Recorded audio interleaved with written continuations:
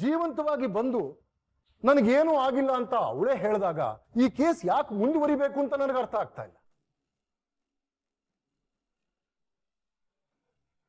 ಒಂದು ಕೇಸ್ ಹಿಂದೆ ಅದೆಷ್ಟು ಜನರ ಜೀವನ ನಿರ್ಧಾರ ಆಗುತ್ತೆ ಅಂತ ನಮಗೆಲ್ಲ ಚೆನ್ನಾಗಿ ಗೊತ್ತು. ಇವತ್ತು ಈ ನಾಟಕಕ್ಕೆ ಅಂತ್ಯ ಹಾಡಲೇಬೇಕು ಇವರ.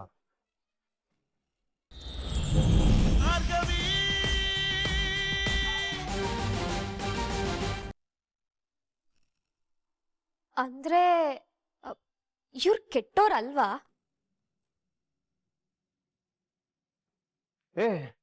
ನಾನ್ ಕೆಟ್ಟವನಾಗಿದ್ರೆ ಈ ಮನೆಯವರು ಅವ್ರ ಮಗಳನ್ನ ಕೊಟ್ಟು ನನಗ್ಯಾಕೆ ಮದುವೆ ಮಾಡ್ತಿದ್ರು ಹೇಳು? ಆ ಭಾರ್ಗವಿಗೆ ಮೊದ್ಲಿಂದನೂ ನನ್ ಕಂಡ್ರೆ ಆಗಲ್ಲ. ಹೊರಗಡೆ ನ್ಯಾಯ ನೀತಿ ಅಂತ ಪೋಸ್ಟ್ ಕೊಡೋದು, ಇಲ್ಲಿ ದುಡ್ಡೊಡೆಯೋ ಆಸೆ. ಮಹಾನ್ ಚಾಲಾಕಿ ಅವಳು. ಈಗ ನನ್ನ ಮಗನ್ನೇ ನನ್ನ ವಿರುದ್ಧ ನಿಲ್ಲೋ ಹಾಗೆ ಮಾಡಿಲ್ವಾ? ಹಾಗೆ ಸಂಧ್ಯಾ ಅವ್ರೆ, ನೀವ್ ಹೇಳೋ ಸಾಕ್ಷಿಯಿಂದ ನಮ್ ಎಲ್ರ ಜೀವನನೂ ಸರಿ ಹೋಗುತ್ತೆ.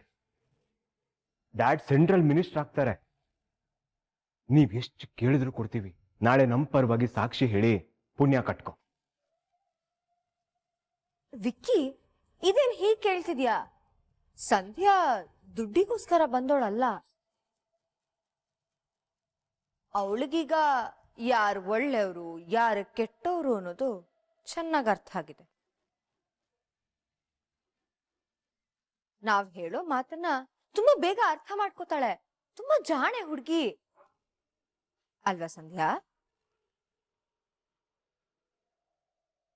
ಗುಡ್. ನಾಳೆ ಇವಳನ್ನ ಕೋರ್ಟ್ ಕರ್ಕೊಂಡು ಹೋಗೋಕೆ ರೆಡಿ ಮಾಡೋ ಬುದ್ಧ.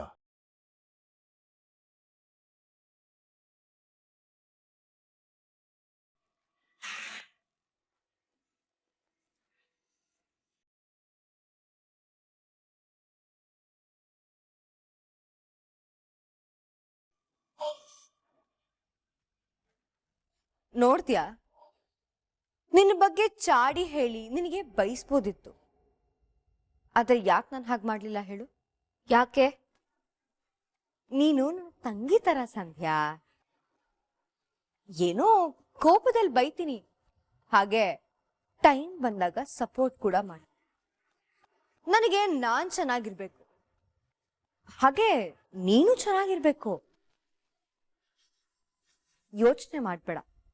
ನಾಳೆ ಕೇಸ್ ಮುಗಿತಿದ್ದ ಹಾಗೆ ಕೈ ತುಂಬಾ ದುಡ್ಡು ಕೊಡಿಸ್ತೀನಿ. ಯಾವುದೇ ಕಾರಣಕ್ಕೂ ಆ ಭಾರ್ಗವಿ ಮಾತಿಗೆ ಸೊಪ್ಪು ಹಾಕ್ಬೇಡ. ಅರ್ಥ ಆಯ್ತಾ?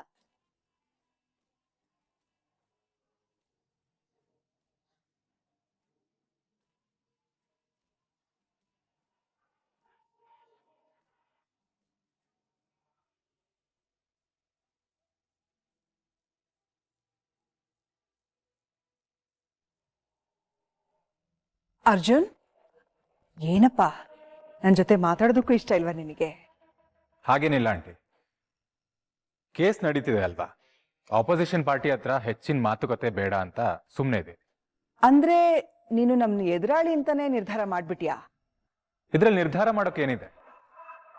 ನ್ಯಾಯ ಕೊಡ್ಸೋದು ನಮ್ಮ ಉದ್ದೇಶ ಅಷ್ಟೆ. ಅದೇ ಸತ್ಯ ನ್ಯಾಯ ನಮ್ಮನ್ನ ಬೇರೆ ಬೇರೆ ಕಡೆ ನಿಲ್ಲಿಸಿದೆ. ಹಾಗಿದ್ರೆ ತಪ್ಪಿನ ಕಡೆ ನಿಂತಿರೋ ನೀನು ಅದನ್ನ ಮೊದಲು ಅರ್ಥ ಮಾಡ್ಕೊ. ಯಾವ್ದು ಸರಿ ಯಾವ್ದು ತಪ್ಪು ಅನ್ನೋದನ್ನ ಕೋರ್ಟ್ ನಿರ್ಧಾರ ಮಾಡುತ್ತೆ. ನೀವು ಚಿಂತೆ ಮಾಡ್ಬೇಡಿ. ಓಹೋ, ನಿನ್ ಹೆಂಡತಿ ಬಹಳ ಚೆನ್ನಾಗೇ ತರಬೇತಿ ಕೊಟ್ಟಿದ್ದಾಳೆ. ಅಲ್ಲ ಅರ್ಜುನ್, ಮೊದ್ಲು ನನ್ನ ಮಗಳಿಗೆ ಮೋಸ ಮಾಡ್ದೆ. ಆ ಭಾರ್ಗವಿನ ಈ ಮನೆ ಕರ್ಕೊಂಬಂದು ನಿನ್ ತಂದೆಗೂ ಮೋಸ ಮಾಡ್ದೆ. ಈಗ ಆ ಭಾರ್ಗವಿಗೋಸ್ಕರ ಅಷ್ಟು ವರ್ಷದ ಫ್ಯಾಮಿಲಿ ಫ್ರೆಂಡ್ಶಿಪ್ಗೆ ಮೋಸ ಮಾಡ್ತಿದೀಯಾ.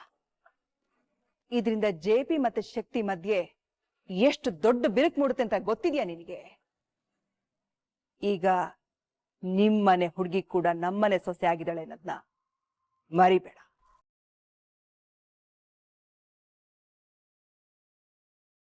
ನಿಮ್ ತರನೇ ನಾವು ಅವಳಿಗೆ ಹಿಂಸೆ.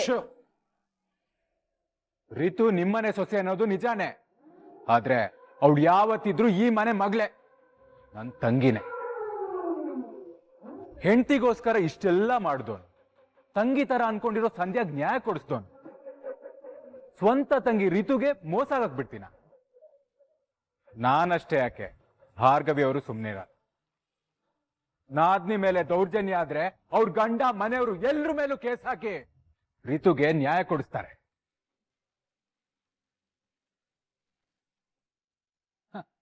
ಅಲ್ಲ, ಹೀಗೆ ಹೇಳ್ತಿದ್ದೀನಷ್ಟೇ, ನಿಮಗ್ ಬ್ಲಾಕ್ ಮೇಲ್ ಮಾಡುವಷ್ಟು ಚೀಪ್ ವ್ಯಕ್ತಿ ಅಲ್ಲ ನಾವು. ನಿಮಗೆ ನಿಮ್ದೇ ಆದ ಘನತೆ ಗೌರವ ಇದೆ ಅಂತ ನನಗೆ ಗೊತ್ತು. ಹೌದು, ಏನು ದುಃಖ ಹೇಳ್ಕೊಂಡೆ ಅಷ್ಟೆ. ನಿಮ್ ದುಃಖ ಅರ್ಥ ಆಯ್ತು, ಆದ್ರೆ ಏನ್ ಮಾಡೋದು? ನನ್ನ ಕೈಯಲ್ಲಿ ಏನೂ ಇಲ್ಲ. ಕೊನೆ ನಿರ್ಧಾರ ಕೋರ್ಟ್ಗೆ ಬಿಟ್ಟಿದ್ದು, ಕೋರ್ಟಲ್ಲಿ ನೋಡ್ಕೊಳ್ಳೋಣ.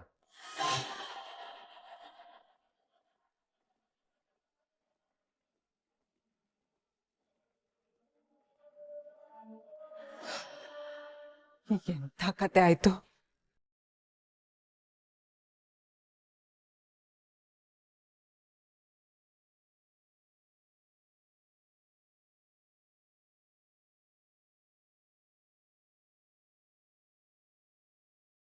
ಆಚೆಯಿಂದ ನೋಡೋಕೆ ಒಳ್ಳೆ ಅರಮನೆ ತರ ಇದೆ, ಆದ್ರೆ ಒಳಗ್ ಬಂದ್ ನೋಡಿದ್ರೆ ಹುಚ್ಚರು ಸಂತೆ. ಒಬ್ಬೊಬ್ರು ಒಂದೊಂದ್ ತರ ಆಡ್ತಾ ಇದಾರೆ. ಇಲ್ಲಿ ಯಾರನ್ನ ನಂಬೋದು, ಯಾರನ್ನ ಬಿಡೋದು ಒಂದು ಗೊತ್ತಾಗ್ತಿಲ್ಲ. ಬೃಂದಕ್ಕ ಯಾವ್ದೋ ಒಳ್ಳೆ ಕೆಲ್ಸಕ್ಕೆ ಯಾರಿಗೂ ಆಗಿರೋ ಮೋಸನ್ ಸರಿ ಮಾಡೋದಕ್ಕೆ ನನಗೆ ಅವ್ರ ಹತ್ರ ಬರಕ್ ಹೇಳಿದ್ರು. ಆದ್ರೆ ಇವಾಗ ಅವ್ರು ಹೇಳ್ತಿರೋದ್ ನಿಜನೋ ಸುಳ್ಳೋ ಅನ್ನೋದೇ ಭಯ ಆಗ್ತಿದ್ಯಲ್ಲ. ಇವ್ರು ಕೊಡೋ ದುಡ್ಡಿಂದ ನನಗೇನೋ ಸಹಾಯ ಆಗುತ್ತೆ ಅನ್ಕೊಂಡ್ ಬಂದೆ, ಆದ್ರೀಗ ಇದ್ಯಾವುದೋ ಮಾಯ ಲೋಕದಲ್ಲಿ ಕಳೆದೋಗಿದ್ದೀನಲ್ಲಪ್ಪ. ಛೇ, ಈಗ ಇಲ್ಲಿಂದ ತಪ್ಪಿಸ್ಕೊಂಡು ಹೋಗೋದು ಹೇಗೆ ಅನ್ನೋದೇ ಗೊತ್ತಾಗ್ತಿಲ್ಲ. Opposition lawyer J.P. Patil, you may proceed. Your honour, ಬೆಳ್ಳಗಿರೋದೆಲ್ಲ ಹಾಲಲ್ಲ ಅನ್ನೋ ಒಂದು ಗಾದೆ ಮಾತನ್ನ ನಾವೆಲ್ಲ ಕೇಳಿದ್ವಿ. ಇವತ್ತು ಈ ಸಂದರ್ಭಕ್ಕೆ ಲಾಯರ್ ಭಾರ್ಗವಿ, ನ್ಯಾಯಾಲಯದ ಹಾದಿ ತಪ್ಪಿಸಿ ನಮ್ಮ ಮುಂದೆ ನಿಂತಿರೋ ಭಾರ್ಗವಿ LLB ಅವ್ರಿಗೆ ಇದು ತುಂಬಾ ಚೆನ್ನಾಗಿ ಅನ್ವಯಿಸುತ್ತೆ.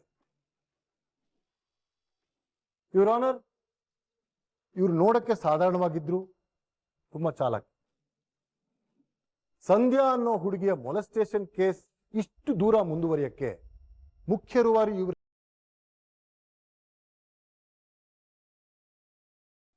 ಇವರ ದುಡ್ಡಿನ ಆಸೆಯಿಂದ ಒಂದು ಹುಡುಗಿಯ ಜೀವನವೇ ಸಂಕಷ್ಟದಲ್ಲಿದೆ.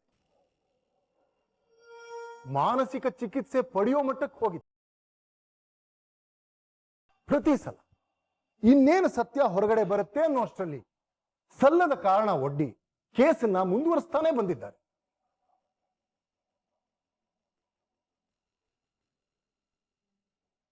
ಒಬ್ಬ ಪ್ರತಿಷ್ಠಿತ ವ್ಯಕ್ತಿಯಿಂದ ಅವ್ರಿಗೆ ಬ್ಲಾಕ್ ಮೇಲ್ ಮಾಡಿ ಅವ್ರ ಹತ್ರ ದುಡ್ಡು ಹೊಡೆಯೋದು ಹೇಗೆ ಅಂತ ಭಾರ್ಗವಿ ಅವರನ್ನ ನೋಡಿದ್ರೆ ತಿಳ್ಕೋಬಹುದು.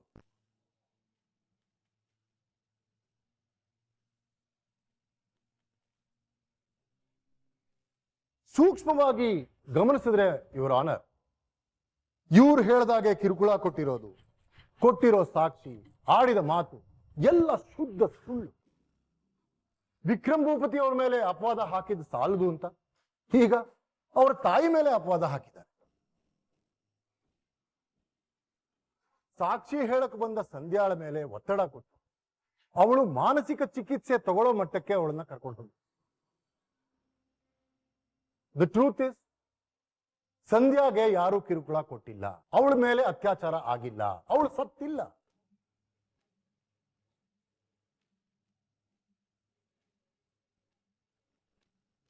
ಜೀವಂತವಾಗಿ ಬಂದು ನನಗೇನು ಆಗಿಲ್ಲ ಅಂತ ಅವಳೇ ಹೇಳಿದಾಗ ಈ ಕೇಸ್ ಯಾಕೆ ಮುಂದುವರಿಬೇಕು ಅಂತ ನನಗೆ ಅರ್ಥ ಆಗ್ತಾ ಇಲ್ಲ. ಒಂದು ಕೇಸ್ ಹಿಂದೆ ಅದೆಷ್ಟು ಜನರ ಜೀವನ ನಿರ್ಧಾರ ಆಗುತ್ತೆ ಅಂತ ನಮಗೆಲ್ಲ ಚೆನ್ನಾಗಿ ಗೊತ್ತು. ಇವತ್ತು ಈ ನಾಟಕಕ್ಕೆ ಅಂತ್ಯ ಹಾಡಲೇಬೇಕು ಇವರ.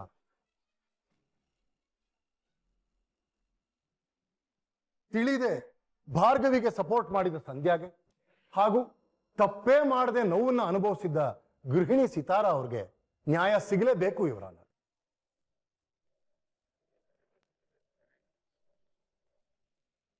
ಎಲ್ಲರ ಸಮಯ, ಮುಖ್ಯವಾಗಿ ನ್ಯಾಯಾಲಯದ ಸಮಯವನ್ನು ವ್ಯರ್ಥ ಮಾಡಿ ಬ್ಲ್ಯಾಕ್ ಮೇಲ್ ಮಾಡಿ ವಂಚನೆ ಮಾಡಿ ದುಡ್ಡು ಹೊಡೆಯೋರ್ಗೆ ನಾವು ಖಂಡಿತ ಅವಕಾಶ ಕೊಡಬಾರ್ದು ಇವರ ಹಾಗಾಗಬೇಕು ಅಂದ್ರೆ ಇವತ್ತಿನ ನಿರ್ಧಾರ ಒಂದು ಮಾದರಿ ಆಗಬೇಕು. The least I plead is lawyer Bhargavi ಅವರ ಬಾರ್ ಕೌನ್ಸಿಲ್ ಮೆಂಬರ್ಶಿಪ್ ನ ರದ್ದು ಮಾಡಬೇಕು ಅಂತ ಕೇಳ್ಕೊಂತಾ ಇದ್ದೀನಿ. That's all your honour.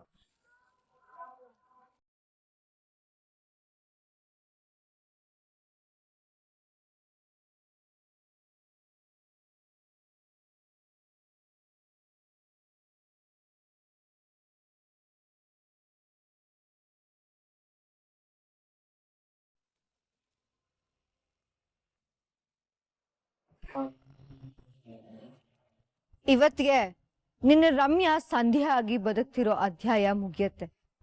Court ತೀರ್ಪು ಕೊಟ್ಟ ಕೂಡ್ಲೆ ಇಬ್ರು ಕಣ್ಣು ಕಾಣಿಸ್ದೇ ಇರೋ ರೀತಿ ದೂರ ಹೋಗಿ ಸೆಟ್ಲ್ ಆಗಿ ಇಬ್ರು ವಾಪಸ್ ಬರೋದಾಗ್ಲಿ ಅಥವಾ ಈ ವಿಷಯ ಇಟ್ಕೊಂಡು ಬ್ಲ್ಯಾಕ್ ಮೇಲ್ ಮಾಡಿ ದುಡ್ಡು ಇಸ್ಕೊಳ್ಳೋದಾಗ್ಲಿ ಮಾಡಿದ್ರೆ ಪರಿಣಾಮ ನೆಟ್ಟಗಿರೋದಿಲ್ಲ.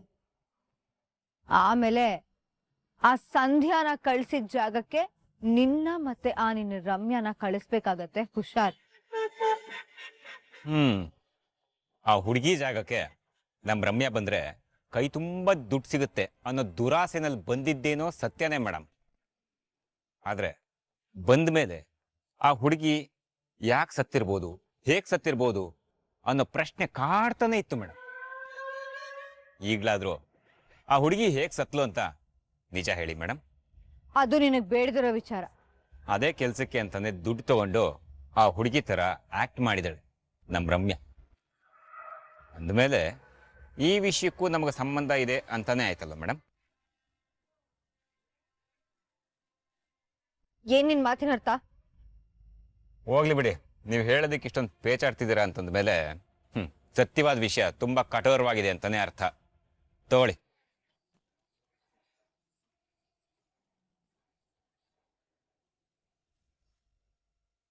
ಇಷ್ಟು ದಿನ ನೀವು ಕೊಟ್ಟ ಅಷ್ಟು ದುಡ್ಡು ಅದರೊಳಗೆ ಇದೆ, ಲೆಕ್ಕ ಮಾಡ್ಕೊಳ್ಳಿ.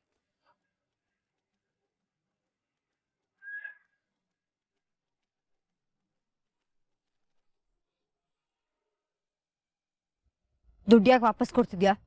ಊರಿಗೋಗಿ ಒಂದು ಪೆಟ್ಟಿಗೆ ಅಂಗಡಿ ಹಾಕೊಂಡಾದ್ರೂ ಜೀವನ ಮಾಡ್ತೀವಿ ಮೇಡಮ್. ಈ ಮೋಸದ ದುಡ್ಡು ಬೇಡ.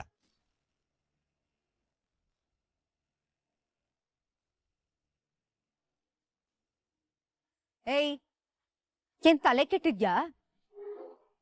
ಓ, ತಪ್ಪಿಸ್ಕೊಂಡ್ ಹೋಗೋ ಪ್ಲಾನಾ? ತಪ್ಪಿಸ್ಕೊಂಡ್ ಹೋದ್ರೆ ನಿಮಗ್ ಕತೆ ಏನಾಗತ್ತೆ ಅಂತ ಗೊತ್ತಿಲ್ಲ ನಿನ್ಗೆ. ನಮ್ಮ ಕತೆ ಚೆನ್ನಾಗೇ ಇರುತ್ತೆ ಮೇಡಮ್. ನಾನು ರಮ್ಯಾ ಎಲ್ಲೂ ತಲೆ ಮರೆಸ್ಕೊಳ್ಳೋದು, ನಮ್ಮೂರಲ್ಲೇ ಆಯಾಗ ಜೀವನ ಮಾಡಿ. ಆದರೆ ನಿಮ್ಮ ಕತೆ ಏನಾಗುತ್ತೋ ಗೊತ್ತಿಲ್ಲ, ನೀವು ಹುಷಾರಾಗಿರಿ. ನಾವ್ಯಾಕೆ ಹುಷಾರಾಗಿರ್ಬೇಕು? ಏನ್ ಹೇಳ್ತಿದ್ಯಾ ನೀನು? ನಾನು ಸ್ವಲ್ಪ ಹೊತ್ತಲ್ಲೇ ಎಲ್ಲ ಗೊತ್ತಾಗುತ್ತೆ. ಬರಲಾ?